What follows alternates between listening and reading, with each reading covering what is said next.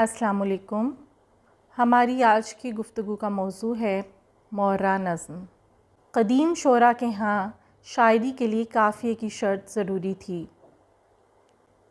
لیکن یہ بھی ایک حقیقت ہے کہ قافیے کی شرط کے تحت شاعر اپنے تخیل کی جانب پوری طرح سے متوجہ نہیں ہو سکتا۔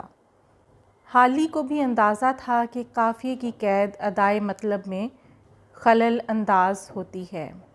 چنانچہ اس احساس کے تحت 20ویں صدی میں ہمارے شعراء میں قافیے کی قید سے آزاد ہونے کا رجحان فروغ پانے لگا۔ انگریزی ادب کی ترویج ہوئی تو مورا نظم کے نمونوں نے اس رجحان کو تقویت بخشی۔ چنانچہ اردو میں بھی مورا نظمیں کہی جانے لگیں۔ مورا کے لغوی معنی برہنہ یا خالی کے ہیں، مگر شاعری کی اصطلاح میں نظم مورا ایسی نظم کو کہتے ہیں جس کے تمام مصرعوں کے ارکان تو یکساں ہوں مگر ان میں قافیے کا التزام نہ رکھا گیا ہو۔ یہ صنف انگریزی ادب سے اردو میں آئی ہے۔ انگریزی میں سے بلینک ورس کہا جاتا ہے، جبکہ اردو میں سے نظم مورا یا نظم غیر مقفع کہا جاتا ہے، یعنی قافیے سے عاری نظم۔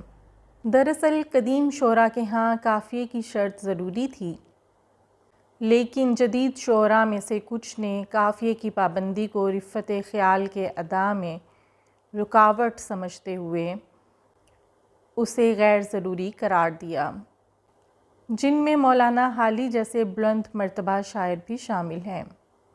ہرچند کہ مولانا حالی کی زیادہ تر شاعری پابند شاعری ہے اور انہوں نے قافیے اور ردیف کا اہتمام کیا ہے، ان کا خیال ہے کہ اگرچہ قافیہ شعر کے وزن کی طرح اس کا حسن بڑھاتا ہے، مگر قافیے کی پابندی ادائے مطلب میں خلل انداز ہوتی ہے۔ وہ کہتے ہیں کہ یورپ میں آج کل بلینک ورس یعنی غیر مقفع نظم کا بنسبت مقفع کے زیادہ رواج ہے۔ اگرچہ قافیہ بھی وزن کی طرح شعر کا حسن بڑھا دیتا ہے، جس سے اس کا سننا کانوں کو نہایت خوشگوار محسوس ہوتا ہے اور اس کے پڑھنے سے زبان زیادہ لذت پاتی ہے، مگر قافیہ اور خاص کر ایسا کہ جیسا کہ شعرائے عجم نے اس کو نہایت سخت قیدوں سے جکڑ بند کر دیا ہے اور پھر اس پر ردیف اضافہ فرمائی ہے، شاعر کو بلا شبہ اس کے فرائض ادا کرنے سے باز رکھتا ہے۔ جس طرح سے ثنائے لفظی کی پابندی معنی کا خون کر دیتی ہے، اسی طرح بلکہ اس سے بھی بہت زیادہ قافیہ کی قید ادائے مطلب میں خلل انداز ہوتی ہے۔ چنانچہ اس احساس کے تحت اردو کے کچھ شعراء کے ہاں قافیے سے چھٹکارا پانے کا رجحان پیدا ہوا اور نظم مورا کہی جانے لگی۔ عبدالحلیم شرر اور اسماعیل میرٹھی نے کیا، بعد میں کچھ جدید شعراء نے بھی اس کی طرف توجہ دی، جن میں تصدق حسین خالد، مجید امجد، میرا جی اور نون میم راشد کے نام اہم ہیں۔ اسماعیل میرٹھی کی ایک نظم مورا تاروں بھری رات ملاحظہ کیجیے۔ اے چھوٹے چھوٹے تاروں کہ چمک دمک رہے ہو، تمہیں دیکھ کر نہ ہووے مجھے کس طرح تحیر کہ تم اونچے آسماں پر جو ہے کل جہاں سے اعلیٰ، ہوئے روشن اس روش سے کہ کسی نے جڑ دیے ہیں گوہر اور لال گویا۔ پروین شاکر کی ایک نظم خوشبو کی زبان نظم مورا کی مثال ہے، ملاحظہ کیجیے۔